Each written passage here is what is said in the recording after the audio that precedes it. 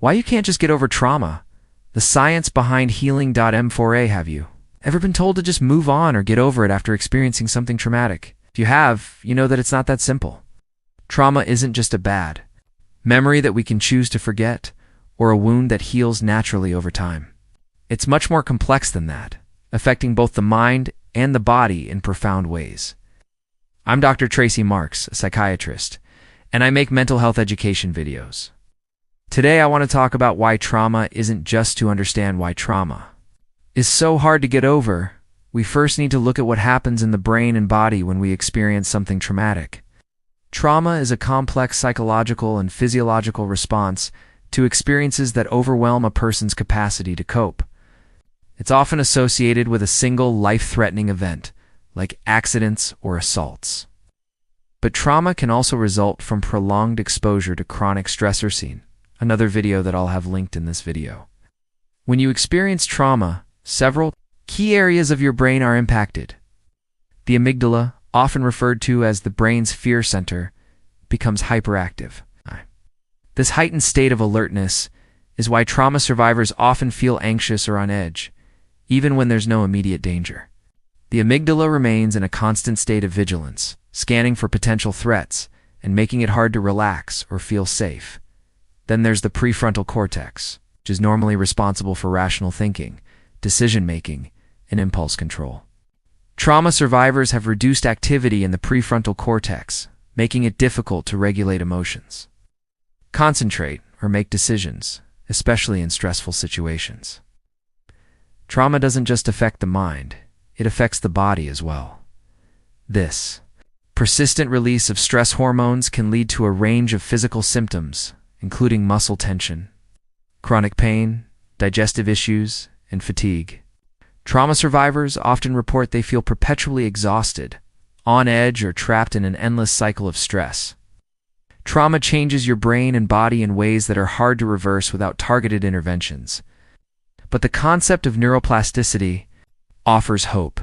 Neuroplasticity is the brain's ability to form new neural connections. By the way, when I was in residency in the late 1990s, we still believed that the brain was largely fixed and unchangeable. How depressing is that? Desensitization and reprocessing, or EMDR. EMDR is a therapy that involves processing traumatic memories by stimulating both sides of your brain, usually through guided eye movements.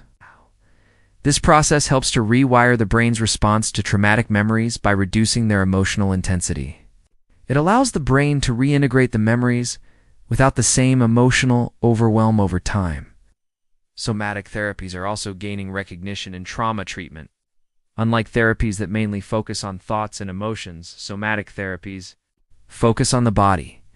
Techniques like somatic experiencing and sensory motor psychotherapy work on the premise that trauma is stored not just in the mind, but in your body's nervous system. And these therapies involve tuning into physical sensations in the body to release stored tension. I know that's a lot. Let me say that again. In order to manage your emotional and physical stress response, you need to get good at being able to tune in to your body's sensations and reactions. Mind-body practices like mindfulness, yoga, and breath work also help cultivate a sense of embodiment. Mindfulness involves staying present with your experiences without judgment.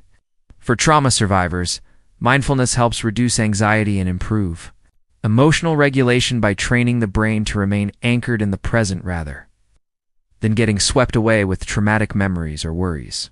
Yoga has also been shown to help release tension stored in the body and promote relaxation. Specifically, trauma-informed yoga focuses on creating a safe space for participants.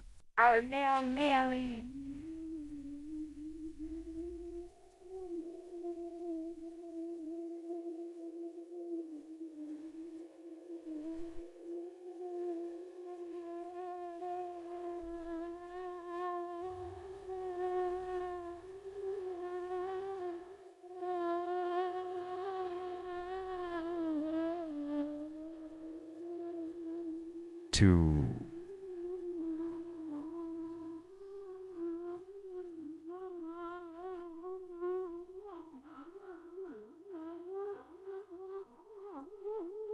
What? When?